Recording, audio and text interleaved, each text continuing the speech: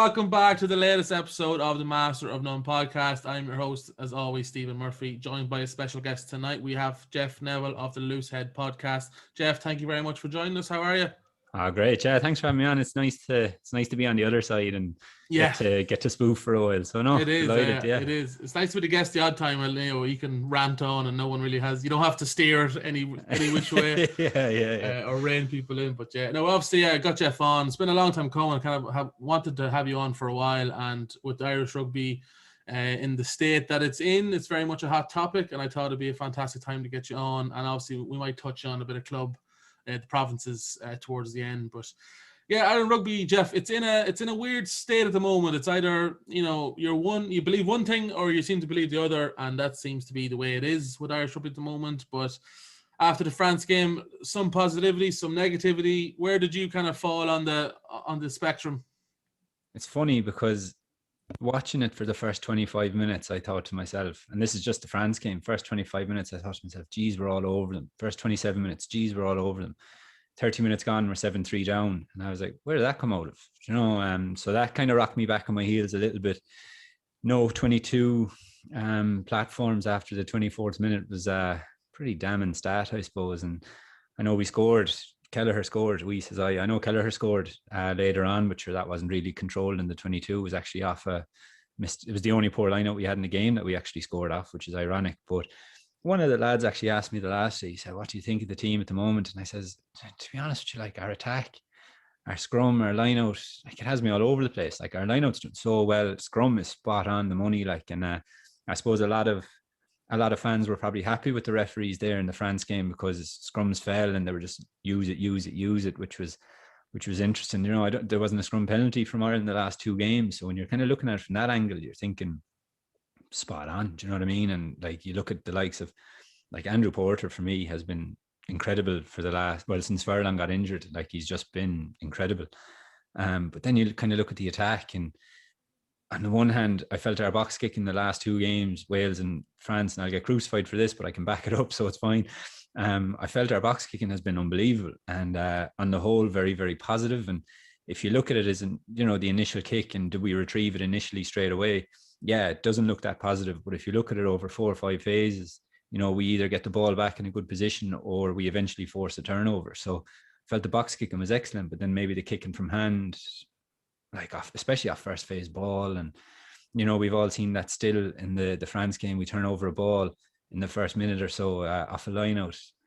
And you can say, we were set up to defend, so we're not deep enough to throw a pass. But I mean, that's what transition is for. And if you look at the likes of Burns, I can guarantee he'd want to run with that ball, and if you look outside him, Henshaw, Ringrose, they belong on one of the best transitioning team in the world at the moment. So you can't say they're not used to transitioning either, So I suppose it's a mixed bag. Overall, positive. I suppose as a whole, positive. And you can say, the attack, we're not creating anything, and I know that. But in terms of our general play, possession, gave away some silly penalties, I suppose, against Wales with kind of no arm tackles and stuff like that. But I don't think it's as damning as everybody thinks. I think a couple of points in 2 games. If we played the exact same and won both those games, people aren't crying out for change. Do you know what I mean? And I suppose that's the fickleness of professional sport. But when you're bad, you're never as bad as people say. When you're as good, you're never as good as people think either. So I'd like to see different in the attack, and we'd all love to see running rugby like Super Rugby, where running is king and defense is optional and tries are currency. But like at the end of the day, that's not where international sport is. And I think when you look at the club system at the moment, and a lot of people are saying it, and I know I'm rambling on here, sorry, it's a very long answer for a very simple question, but people are saying, the clubs, how come it's not transitioning across into the international scene? But international rugby, when you're playing against an international team, it's who makes fewer mistakes and who can keep their structure more, and who can avoid being drawn into, again, like you have to be on the best. Sorry, an international team will try and make you or force you to make mistakes and to get you away from it. So with provincial rugby, I think you're given that chance to play that little bit more. And we saw it there the last night with Klein, even, second row, and he wouldn't be known for his ball handling, but he handled the ball an awful lot more. Would you see that with Ireland? I don't think so, So overall, I suppose not as negative as everybody's making it out to be. 2 losses in a row isn't great, and I know Farrell's under pressure and all that. And you know, I read one tweet today, and it was the fact that he hadn't selected John Cooney or Jack Carty. That meant his position was unretainable. I just thought, like, it's a bit of a hot take, but sure, look, you'll have that too. But I mean, is it as drastic as that? Like, I don't think so overall.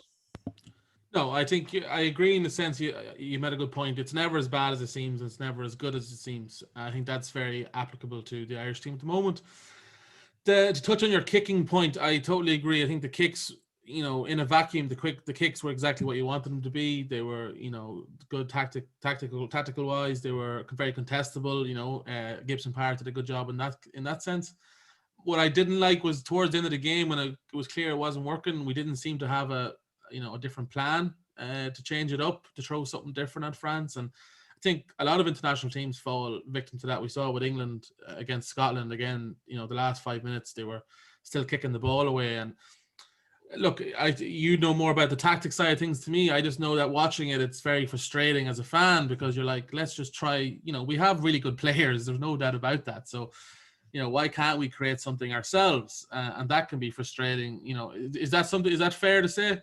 No, I think you hit it bang on the money there when you said we have very good players. Because if you look at our back line, I mean, Murray 2-time line, Sexton, was he 2-time line as well? You have Henshaw line, Ringrose future line, like 100%. You know, he will go on if the tour goes ahead. You can't leave Ringrose out. You know, look at Earls, he's a line. Like you don't have a back line like this and say, geez, we're crap. And at the end of the day, yeah, you have to look at the style of attack and does it suit us? But at the end of the day, you know, it's the teams that are kicking more that are probably winning games more. And but like you said, at the end, like Doolin was happy to take those balls all day, and we were still happy to kick. And you know, you can forgive a kick that's too deep, like it happens. You know, it's going to happen. But to have a game plan where you constantly kick at a player who's happy to deal with it and not have that plan B where you say, okay, maybe we'll keep the ball and we'll run. And I know that brings its own challenges with the breakdown and the laws and stuff like that. But I mean, if plan A isn't working, you do have to eventually resort to something else. And whether that's trying to hold on to the ball, maybe even going back to the box kick rather than constantly kicking out of hand. Like if you look at the Wales game, like I didn't count the Wales. I know we box kicked 10 times against Wales. I didn't count the Welsh number, but I can guarantee it was I'd say it was easily twice as much, you know, and they had 14 men came away with the win. So at the end of the day, you know, coming back to that box kick, probably I know everyone hates it and everyone will be giving out about it, like, but I mean, if we win and it works, you know, and people like we revert back to England 2003 and people said, geez, you're such a boring team to watch. I mean, at the end of the day, they won the World Cup. So who really cares, you know? So I think when you're winning, it doesn't matter how you do it and people will never give out about it. And even if they do give out about it, you can turn around and say, well, they won the game doing that. So it clearly works. So the logic is there.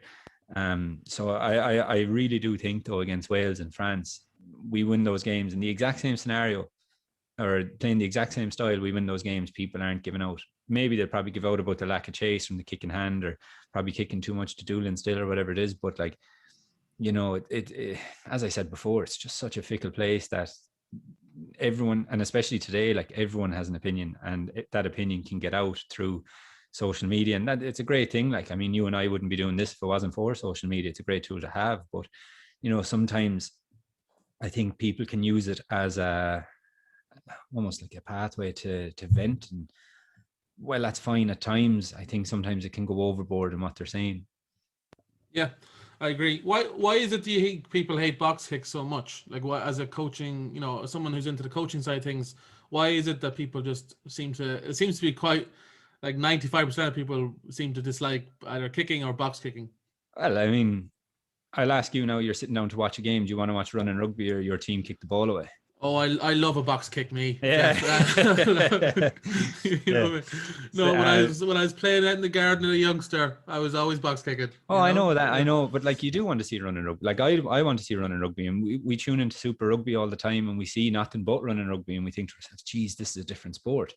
But at the end of the day, like, are you going to beat England by playing loose and fast? Are you going to beat France by playing loose and fast? Like, you're probably not. You know, you need a structured game. This is a good point to bring up, because at the moment we're doing the kicking stuff and we're still not winning.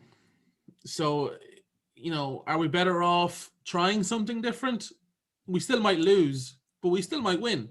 That's kind of where I'm coming from it. Do you know what I mean? Like, what we're doing now, I think, has a cap on it and it can bring us only so far. And that's fine. You still might win Six Nations playing the way we're doing. As you said, if the ball breaks certain ways, you might just look at Wales there. 2 wins from 2, and another. If you play that same scenario that 10 times in a row, they probably lose both those games, and that can happen. But is there a cap to what we're doing now? Can this really bring us to the next level? I'm not trying to catch out, by the way. I'm just 100%. Yeah, and just to point out, like, people are probably listening saying I've said that kicking is the only way to win games. I'm not saying that. Like, as I said against France, our game plan doesn't work. We needed a plan B. What I am saying is, with the new breakdown laws, you can't play the game in your own half, because you will concede possession or you will concede a penalty, and that's going to be 3 points against an international 10.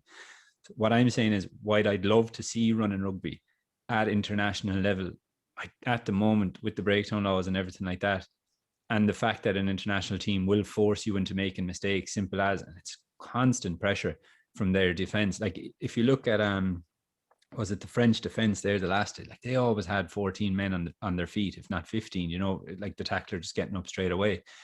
There's only so many times you can run at a brick wall before the wall wins.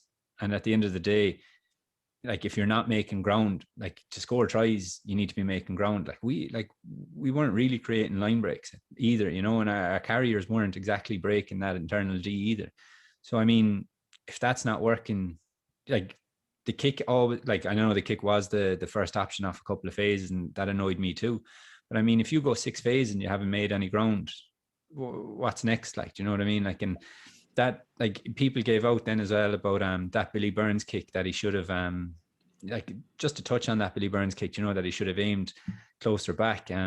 Like, I mean, we weren't going to magically conjure a try because the clock determined that we had to. At the end of the day, we hadn't.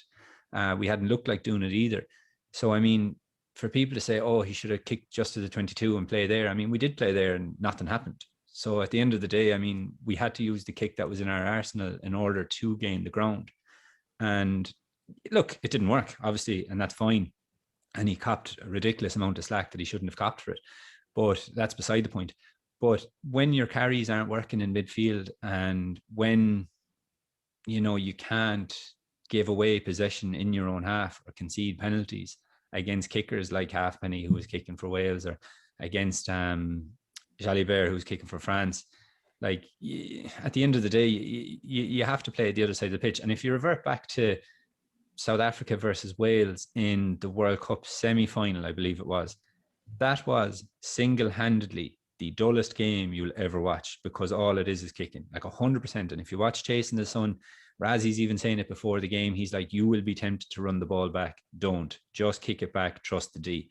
And I mean, nobody talks about that. They talk about the fact that, South Africa went on to win a World Cup and how brilliant it was and how brilliant the documentary is. But nobody actually mentions the fact that Wales game was as dull as dishwater.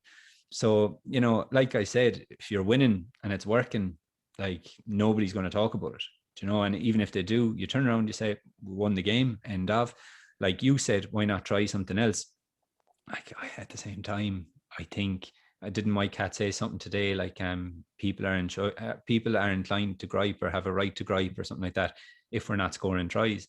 And that, to me, shows he recognizes that too. Like, that, like, it can't be lost on Mike Cat that we're not scoring tries. Like, you'd hope not.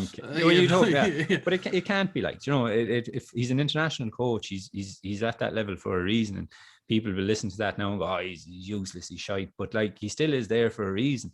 But it can't be lost on him that we're not scoring tries either. So, I mean, you also can't turn around and just say, oh, we won't fix it. Like, all we do is kick. Like, you never know what's coming up. But at this present moment in time, if your carries aren't making your ground, if you aren't, like I said, in the 24th minute, after the 24th minute, we didn't control the ball against France in their 22. I mean, how else are you meant to get there? Do you know? So there's that side of it too. And there's that argument of, well, if we can't make the ground with ball in hand, there's only one other, like, we can't throw it forward. So there's only one other option we can do, Yeah, it's a fair point. Look, it's extremely difficult to try and fix the problems that we have, and I wouldn't want to be Andy Farrell in a heartbeat, or Mike Cat, or any one of those people. You know, you bring up the coaching staff, and a lot of people have said, you know, is it the players' fault, or is it the coaching should be looked at?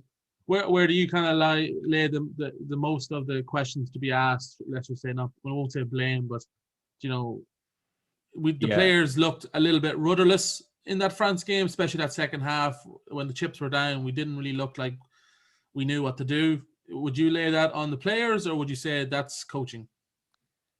I don't like calling people out for this, so I'm going to give quite a politician's answer, because I've never been in that role. So you can't. I think unless you've been in those shoes, you can't really call people out in it. But at the same time, when you look at the game plan of that, and I know I harped on about it already, but that first minute turnover from the line out and the space that was in the midfield, if your first instinct is to kick it, or if you kick it straight away is what I should say, and you look at Billy Burns as an overall player with Ulster, his first instinct isn't to kick that ball. And if you look at Ringrose, let's say, his first instinct is not to shout at his 10 to kick that ball. You've Earl's 90 caps for Ireland, like scores, I don't know how many scores, his second top try scorer, I think he is.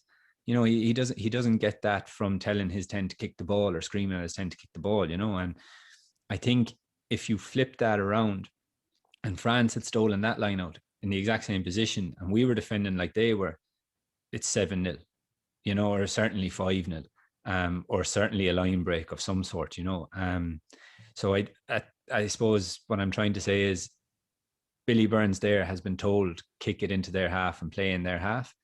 And that's fine, you know, up to a point. But when that opens up in front of you, all bets are off. Like, that's 2 passes, see what's on. If nothing's on wide, fine, yeah, put the kick through or whatever it is.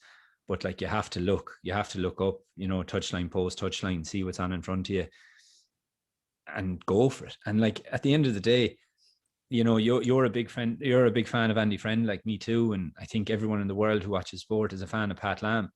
And I think probably what sets them apart is like, they always back their, like 100%, they always back their players. And if they had a cut, like if that was Connacht or if that was Bristol and that opened up in front of them and they had a cut, you know, you'd have the coaches saying, what did you see there? And they'd say, well, I saw that they weren't set and that there was space there, so we had a cut and I thought it was the right decision. They'd say, you know what, yeah, like they weren't set and you did have a cut, and even if it didn't work, it was probably the right decision. And probably separate that idea of decision versus execution. But yeah, in terms of looking rudderless, I think perhaps a bit of like, rudderless to me is lost, and that's kind of a harsh word and out of their depth, but certainly kind of that idea of switching on the nose, like that has to happen. And I think they perhaps don't have the freedom to make that decision as it stands. Yeah, you make a great point there. And even Ulster on Friday night, they scored a try on the, you know, stroke of half time. They turned the ball over. They passed it 2 passes wide. They made a incredible try happen at nothing. And if Billy Burns was there, he would have done the exact same thing. You know what I mean? 100%. He wouldn't have kicked, and Connacht's the same. And you made a good point there of, you know, some coaches saying, you know, okay, that's fine, I can live with that because you saw what you saw. As a fan, I'd much rather that too. You know, I could forgive that a lot quicker than say, like, it annoys me that we're going against everything that makes Billy Burns good. Do you know what I mean? He wouldn't have. I'd be the same. I'd be like, why are we kicking that ball away? But at the same time, I'm thinking, if you have Burns, who came on for the end of how many games internationally? Was it 3 games or probably, something like that? Do you know what I mean? I don't know top of my head, but Over the Hill Prop on Twitter, he made a fantastic point, and it was in his piece in the Examiner. It was actually picked up over in New Zealand Herald as well. And he said, if you have a 10 that's just coming off the bench to close out games, and then you start him in international, and he does that because he's been told, like, who's to blame here? Like, it's not the player. No. Like, Billy Burns has been given the game plan, or given the structure of play in the French half. He's given the ball in his half. He's, you know, you are just following orders. And I'm not selling my cat down the river here at all, because I don't want to be harsh on him either, because playing in the opposition's half is how you win. But at the same time, you know, you do have to give players license or autonomy to look up, see that space is there, and say, do you know what, we do have the firepower to take advantage of that 100%. And people talk about France, and the French flair and all. Like, I mean, Gary Ringrose is a Rolls Royce of a centre, and Henshaw's distribution and his spatial awareness and his passing and everything like that is absolutely on the money. Like, and Billy Burns has the skill set easy to transition from that too, So I think, yeah, you can understand why Burns kicked the ball. And if people say I can't understand why he kicked the ball, you have to put yourself in his shoes. Like, it's his third, fourth cap or whatever it was. I don't know. Like, it could have been his fifth. I don't know, but that's beside the point. But he's not played that much international rugby. He's playing against one of the best teams in the world at the moment. Let's be honest. He's been told by his coach, play the game in their half. He gets the ball in his. There's only going to be one result at the end of the day, And perhaps if Sexton was on the pitch, he would have. Yeah, I don't know. Like, I'm not saying Billy Burns didn't have the balls to do it, but like I'm saying, if Sexton's on the pitch, he's probably wide enough and has enough international experience to say, look, I know this is the game plan, but that's not what's on right now. But I don't think Billy Burns can be to blame for the lack of, I suppose, the lack of creativity in that sense. And I don't think that Mike Catt can be blamed for Billy Burns not taking that option. I think it's a fresh enough 10. It's like Mike Catt's not in the gig that long, either. Like, what's the end of the year or whatever it is, like. So I think that relationship will flourish to the point of, like, they probably had for all we know, Stephen, they probably had a conversation straight after the game, and Billy Burns said, I wanted to run that, but I didn't know what to do. And Mike Catt probably said, I wanted you to run that, but I understand why you didn't. And it could, for all we know, that conversation could have happened. We don't, like, but we're here saying, like, Jesus Christ, like, who's to blame or whatever. But, at the end of the day, I think he probably didn't feel he had the autonomy to make that decision. And I think that would come from the coach and staff. And that's without trying to sell anyone down the river or anything. Yeah, I'm a big Billy Burns fan, but my point with Billy Burns is Billy Burns didn't get to the green 10 jersey by playing conservative. So that's his skill set is not that. So I don't know. I'm just, again, I'm talking as a fan here more so than someone who's been involved in coaching and whatnot. But, I let's put a system in place that gives Billy Burns the best chance to be the best player he can be. I don't think it's almost as if Ireland are playing at the moment not to lose rather than let's go out and win. And that's, I know it's a cliche, but that's it. We're playing conservative. We're playing like, let's not make mistakes. And that's probably a crossover from the Schmidt era where, everyone was robots and they did a job exceptionally well. And Farrell obviously was under that reign. So that's possible too. But, but at that level, international level, like, let's not make mistakes. That's the game. That's up there. Like, that is the game, at that level. And at provincial level or at club level, it's probably that bit different where you can make mistakes, still come out with a win. But like, when you're faced with the best 15 of a country, they will punish your mistakes. Yeah. And, so you hit the nail in the head there. We should give autonomy to make mistakes. But, and I know I said that Billy Burns should have the autonomy, and he should, like, but it's very easy for us to say as the couch fan, when it's your livelihood and when it's your job, and like when it's people writing about you in the papers, and like, like, I've never seen my name in the paper because Ireland lost a game, so it's very easy for me to sit here and be like, Jesus, let him run it, like, but as a fan yourself, Jeff, would you not rather lose a game by trying it than rather, like, we still lost the game trying to be, trying to not make mistakes? Do you know what I mean? Would you not rather yourself watch a game where we threw some ridiculous passes, some Finn Russell-esque passes, let's call them, that, would you like to watch a game where we lost by 40 points, but we threw it around? If I believe that if some of them came off and we could actually beat a France or beat a New Zealand, I nearly would. We still lost, losing by 2. We got the losing bonus point, whatever. But the competition's over, and we didn't really prove anything.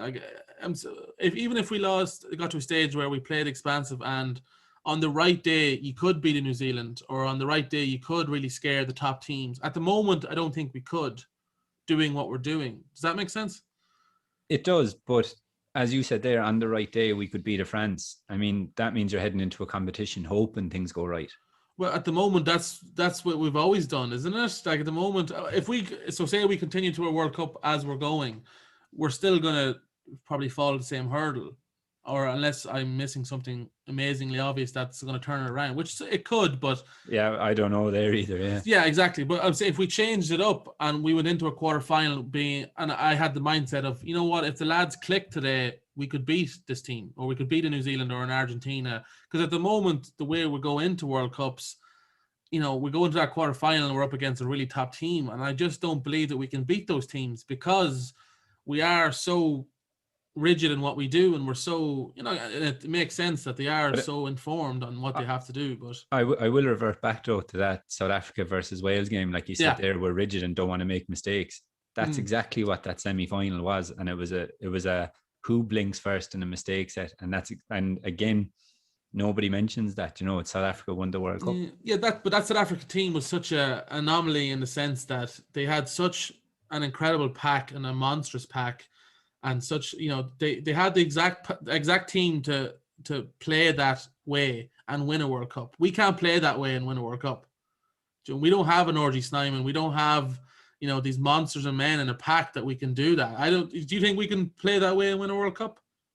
Not making mistakes. No, but as you said, play into their own half and just rely on your defense and, put up those kicks. Do you think that we could do that? I don't know, to be honest. Against a New Zealand, against the likes of South Africa, well, South Africa, you just have to be hugely physical. Against New Zealand, you just have to take their space away. You have to stop them playing as much as anything. So, in terms of kicking the ball to them, you just need to be on the money with the kicks. If it needs to go to touch, it needs to hit a hoarding, or it needs to hit a ball boy or something, Yeah. But I understand what you're saying. Like, would we not rather love to see a team throw it around? And like I said, it comes back to the Super Rugby argument I had earlier. I'd absolutely love, everyone loves watching Super Rugby, but that's not international level. And I know you say New Zealand, if we look at them as a team, they do throw it around and, they do really well. But I mean, you have to look at how many hours they've spent as kids throwing it around and everything. I think it does come back. It stems deeper than just their international players. They should be able to do it. You look at Fiji, or you look at kind of Pacific Islander teams, they do throw it around. They have the skill set to throw it around, but and I know it's a different argument. Money comes into it and stuff like that as well. But they've never won a World Cup either, and they play the way you've just mentioned. So we have. But look at Japan. Japan played with a reckless abandon, and under France have never won a World Cup. France won a World Cup, didn't they? And yeah, they did. France won one. I think they've won one. England are the only Northern Hemisphere team to win a World Cup. I thought France won one. We'll double check that afterwards. But we can edit that part out. Yeah, well, if I was wrong, it's out. but France do play that way at times, and it does click and stuff. And the closest they came in my memory of winning the World Cup was when they lost by, was it 2 or 3 points? I think it was 8-5 maybe to New Zealand back in 11. But at the end of the day, World Cup final, it's who makes fewer mistakes. Yeah. And that to me is professional rugby, and we could probably have this argument all day, and I would still turn around and be it is about who makes the fewer mistakes, I think we're probably best just to agree to disagree on that one. And probably exactly. I think we will, but as I say, it's always good to talk about it anyway. You mentioned Billy Burns' lack of sort of game time. I think then we have to bring up the Johnny Sexton argument and the conversation. Andy Farrell has announced his squad for Italy. No changes to be named. By all reports, it looks like Sexton and Murray may start for Italy. I think Andy Farrell is saying that he needs a win under his belt as a coach, to either take the pressure off him or however he might view it. But would you like to see some changes in that squad? I was having a little look at the squad there earlier, and I had a few minutes, and just to kind of back up Farrell here on this one, when it comes to Italy, I don't think there's any way he can win. He can win the game, and doesn't matter. I genuinely don't think it matters if he wins by 50 or if he wins by 5, he's still going to be in for criticism. And I think he'd probably prefer to have, an England next or something like that. But my reasoning behind that is if you could start a vastly experienced team, win by 50, people will say, oh, sure, it's only Italy. You could start a vastly experienced team, win by 5, and people say, geez, we scraped by Italy. You could start a young team, or you could have half and half, you know, and people like, let's say, for example, if you start Casey and Casey goes well, you'll have people saying, oh, I told you Casey will go well. You might as well stick in the other young lads. They'll go just as well, you know, and that's not how it works. I mean, I think everybody knows really that's not how it works, you know. So I really don't think he can win regardless of what he does here. In terms of seeing Murray start or Sexton start, yeah, like you said there, you know, there is pressure on Farrell or whatever, but like at the end of the day, I still think you have to treat it like it's an international test match, you know, and at the end of the day, professional sport is winning, you know, and that's all it is. And you can say, oh yeah, we went out and we enjoyed ourselves and we gave 15 lads from 1 to 15 their first cap, like, and sure, that's to be applauded. But at the end of the day, like, in the win column, it'll still say 0. In the last column, there's not going to be a star beside it saying 1 to 15 was a debut. So I think you still have to treat it as a test. And in terms of, as well, just winning's a habit, you know, and I know we haven't won the last few games, but like, you go out to win a game. You don't go out to, especially at that level, you don't go out to test waters. You don't go out to just see what happens. Like, winning is a habit, and you have to create that habit and keep that habit going and introduce players to that habit bit by bit. And probably, you know, like many other people, you're probably thinking, sure France did it, but like at the end of the day, like, you know, if you're talking, you know, there was plenty of talk about Harry Byrne starting against Italy and lots of talk, and I'm not saying he shouldn't, I'm not saying he should, you know, I'm not doubting his ability at all. But if I was to say to you, Leinster have a fully fit squad, tomorrow's their Heineken Cup final, who do you start at 10? And unless you can say without any uncertainty that it's going to be Harry Byrne, why should Andy Farrell start him in an international game, you know? So that's my argument there. But in terms of the Italy squad, or the squad, I should say, heading towards Italy, it was kind of disappointing for me not to see Cooney, Coombs, or Carty called up. And I'd say I'm probably not alone there, and it's probably the first thing I've said that made a lot of your listeners agree with me. But like, I feel Gavin Coombs should be in the mix for that game. I think I genuinely, hand on heart, I don't know what else Cooney has to do to kind of, you know, I really don't know. And probably the same with Carty. I don't understand what else he has to do to get up there either. I feel all three have been pretty much exemplary this season. I know Cooney had a bit of a rut when we came back to rugby. And again, that lasted maybe 2 games or something like that. Mathewson got in ahead of him. But like, I mean, he's back to his best. Carty is just quarterbacking games these days. You know, I don't think there's anything else to say there. And Coombs, I think, could be an excellent carrier to give license to see, like, just to help CJ Stander, you know. And like, people give out about CJ. I don't know why. And that's not provincial bias or anything. Like, he is genuinely one of the standout performers for Ireland over and over. But I think if he had the likes of Gavin Coombs beside him as a carrier, he's a big ball carrier. He's a tough bugger. He's only getting better. Like, I think he should probably be in the squad as well. And no, I'm not knocking anybody. Like, I mean, you say Carty, should Ross Byrne not be there? Should Burns not be there? Whatever. Like, at the end of the day, I know there's only a certain number of places for a certain number of players, but it's also horses for courses, you know. Like, against France, you have Casey on the bench and he didn't come off. But if you have Cooney on the bench, who's proven to be a match winner, does he come off then? And I know that's hindsight's, what's it? Hindsight's 40? 2020. Yeah, I knew it adds up to 40, but hindsight's 2020 and all that. You can't say what ifs and buts and stuff, but, you know, like, Cooney's just a match winner. Like, there's no other word for him. Like, Carty's just such a good controlling 10 around the place, and he plays space really well. And I think Coombs just deserves it on merit. Probably ahead of Conan for me at the moment. And I don't think people can kind of, I suppose, yeah, provincial bias will make people say, no, I don't agree. But I think when you look at the stats and everything like that, there's no real argument there that Coombs should probably be up there as well, you know.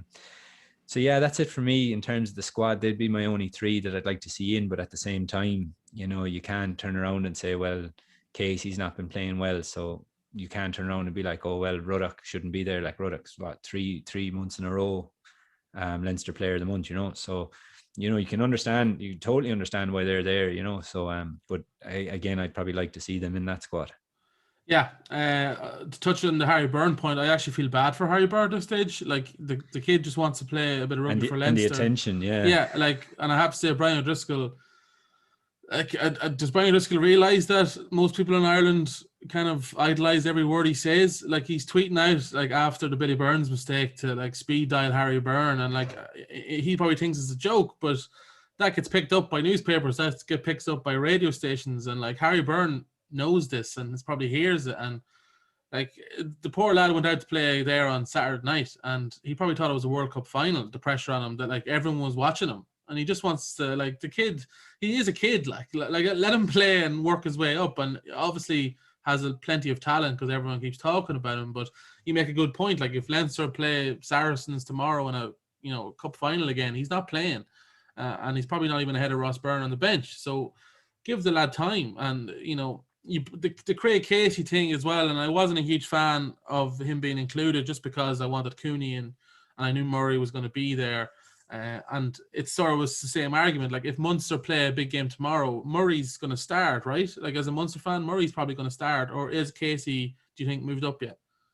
I don't know if Casey is overpassed Murray in terms of that size, but like, if we had a Heineken Cup game tomorrow, now, and I know I said final for Byrne, I'll even rewind back for Harry Byrne for a second, but if you have a pool game, a Heineken Cup pool game, or a Champions Cup pool game tomorrow, and Casey started, like, I don't think many people would blink. Yeah. If Harry Byrne started again, let's say a big pool game, if Harry Byrne started ahead of Sexton, let's say, you're probably thinking, geez, you'd probably be surprised. Like, if it was tomorrow, you would probably be surprised. I'd be shocked. I genuinely would be shocked. So that's my only argument. And again, I'm not doubting Harry Byrne's ability. Like, he's class, like he is. But at the end of the day, there's nothing wrong with just coming out of the academy and learning the ropes. And it's funny, like, all the fanfare around Harry Byrne, like, no one shouting for Ben Healy. Like, and I had a guy there onto me the last day, and he sent me a message, and he said he was listing off players that should be starting regularly for Munster, if not for Ireland, and he mentioned 3 Munster 10s, and I was kind of like,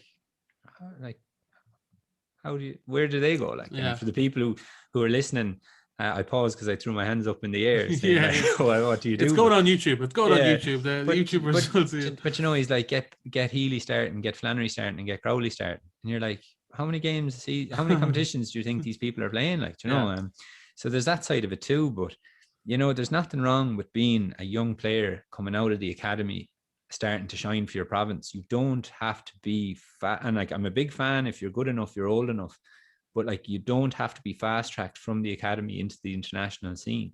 And people will talk about France again, and I understand that. But if you look at the European appearances of the likes of Intimac and Jalabert and Carbonell, and I know they're in around the same age as Harry Byrne, but their European caps are poles apart.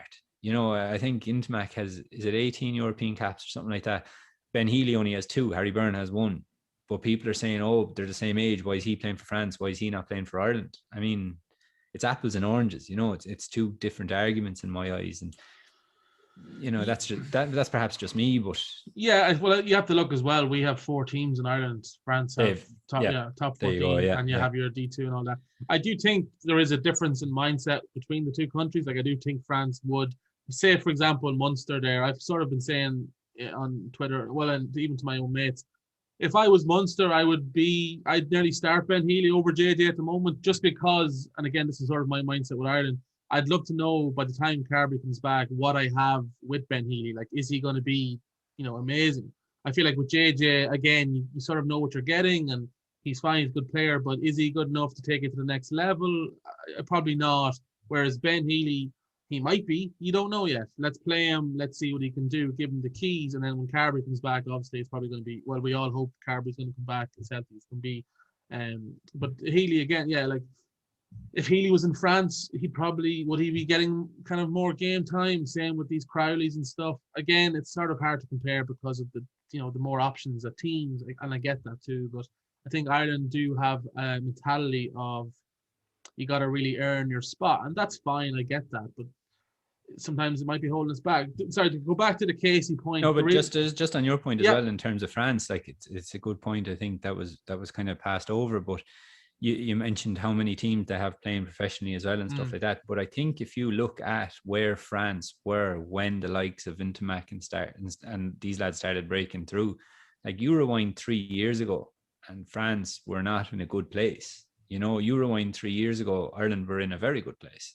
So I think there's also that starting block of, you know, oh, well, France did a clear out. Blah, blah, blah. Like, I mean, France kind of had to do a clear out at the end of the day. They weren't performing and they weren't winning. And, you know, they did do a clear out and they put the trust in, you know, a lot of young players, and that's starting to bear fruit now.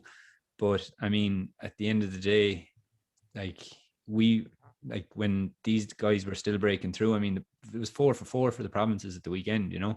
You know, if I dare say if Sexton was playing as well, like how many Heineken Cups has Sexton won? Like, and you turn around and you say, oh, he can't win, like, or he can't play for Ireland, or blah blah blah. Like, he's not a bad player, like, you know. And at the end of the day, he has more honors.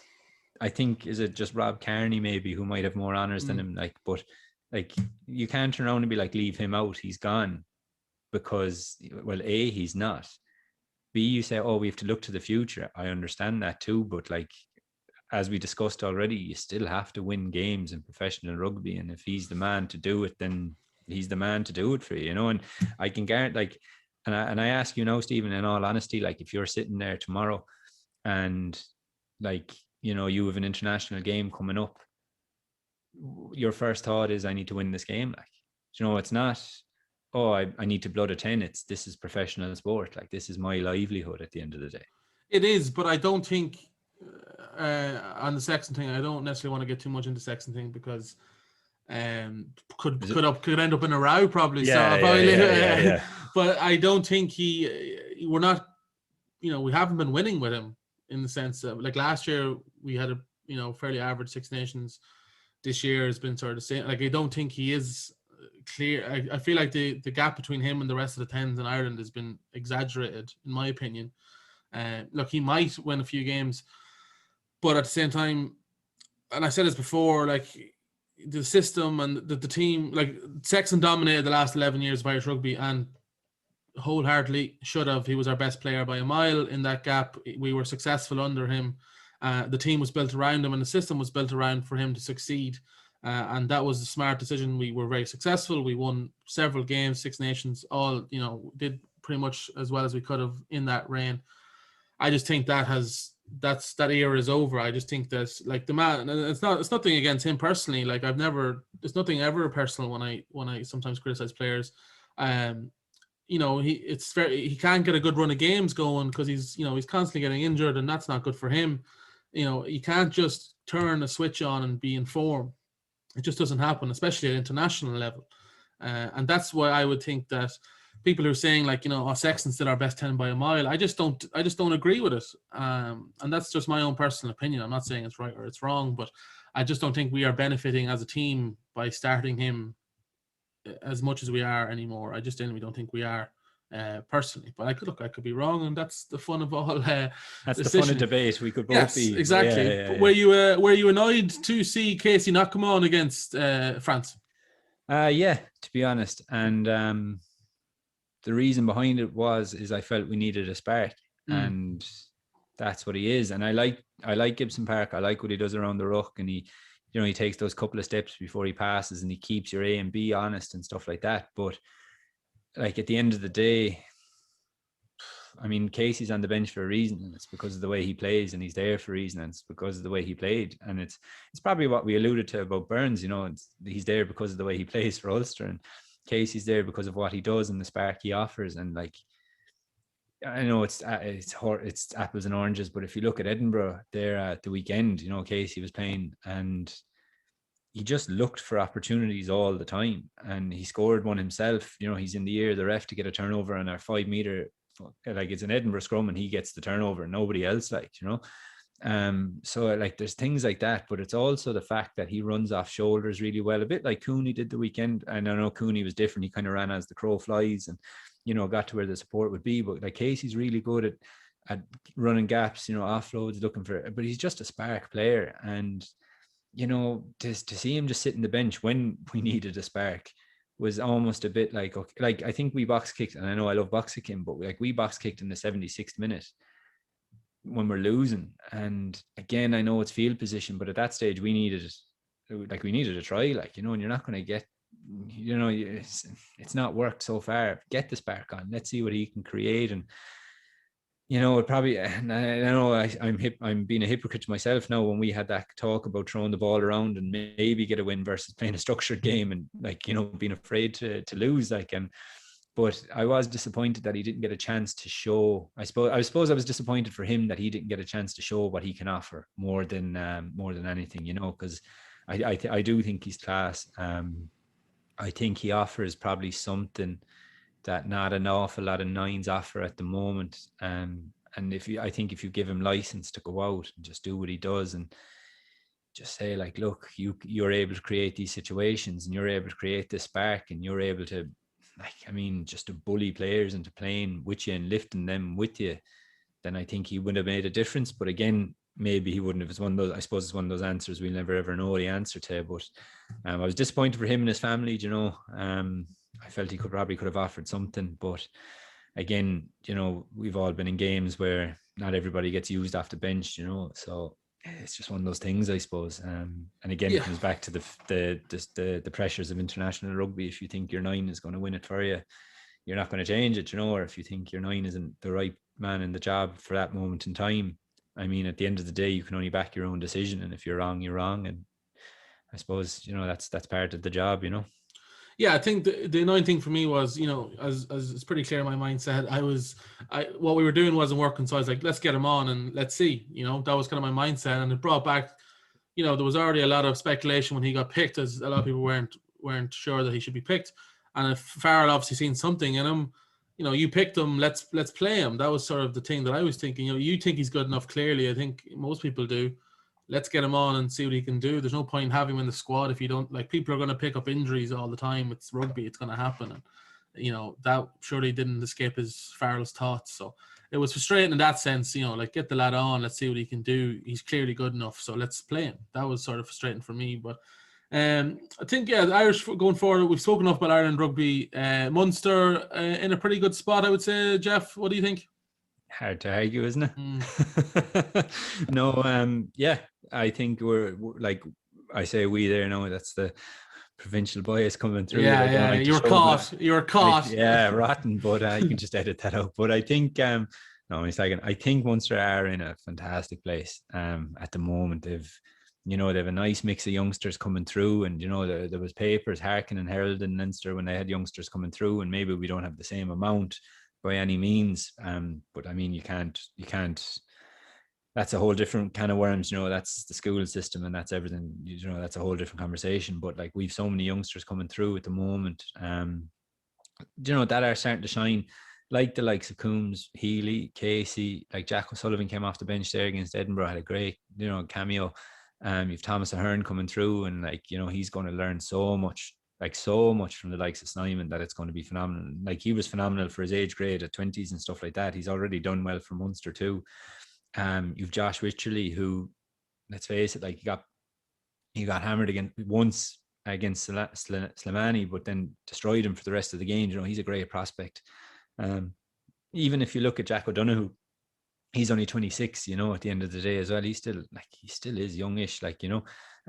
You look at Fineen, you look at Jack Crowley, you know, Jake Flannery coming through as well. They're great footballers, like, you know, just a really, really good place. And I think hopefully the wait for silverware is coming to an end soon. And I know, like, that's big words, you know, because you don't easily beat Leinster, and I know you didn't beat Leinster the last couple of times we played them, but geez, it was close, you know. And I think after that game, I remember thinking to myself, Jesus, they'd love to have Leinster again next week, like, and it'd be a different game.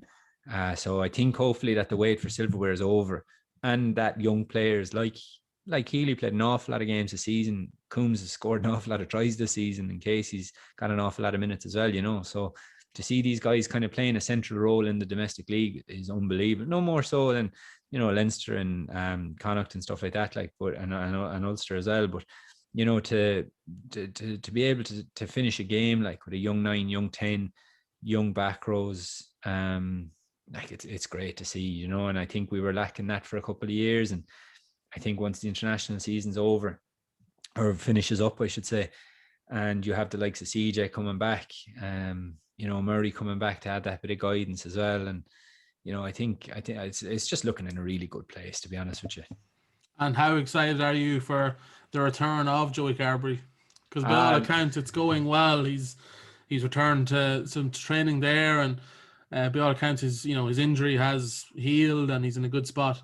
I think regardless of who you support in Ireland, like regardless of what provincial team you support, I think everybody is on the same page when it comes to him, that they just want to see him play rugby, because like the luck he's had, if it wasn't for bad luck, he'd have none. And to see him kind of finally progressing to a point, and I don't want to say that he'll be fit sooner, and I don't want to jinx anything, you know, and I don't know if I have that power, but I don't want to put it out there into the universe. But like, I think everyone is excited to see him back, and just he deserves it. He deserves to be able to show what he can do, you know. And I think if you look at what he has done when he's not injured, like just to think of him coming back into a team that's already fit and firing, and what he's capable of doing, like it's just phenomenal, you know. And people, and another conversation, you know, people were saying like, where do you see him playing? Like, do you see him playing at 10 or 15 or anything like that?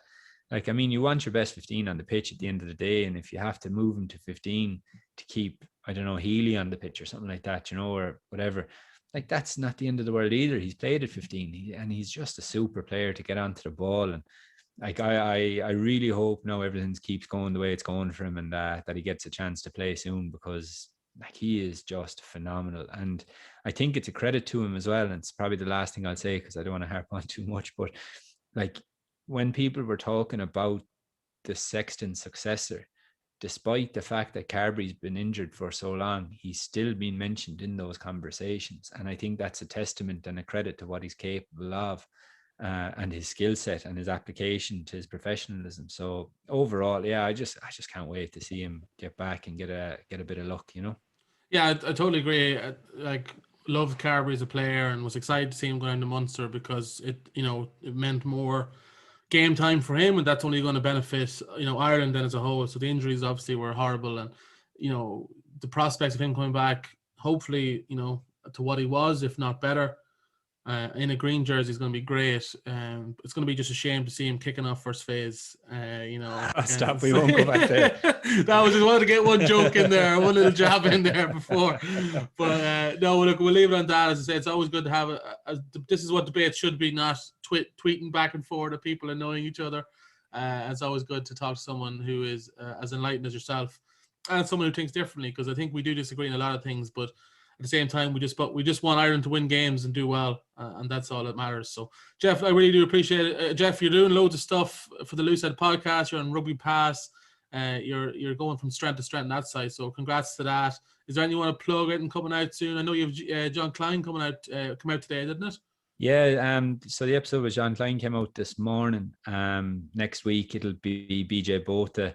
Following week, Imani Nandolo, and then finally to finish up the series, it'll be Leonardo Gheraldini. So it's just a series focused on the World Cup and kind of what it takes to win it. And very, very, very privileged to have a World Cup winner on it, and BJ Botha. But even to have, like, I mean, Gheraldini's been to 4 World Cups, so to have that kind of outlook as well on the podcast is great. So that series is out at the moment, and I'll be following that up then with another series of Let's Talk Coaching Part 3. So already had Nick Evans on that, so looking forward to kind of getting the next few coaches on as well, and hopefully just putting something out there to help people maybe learn or pick up a few things or whatever it may be, so no, it's all going well. Yeah, thanks a million.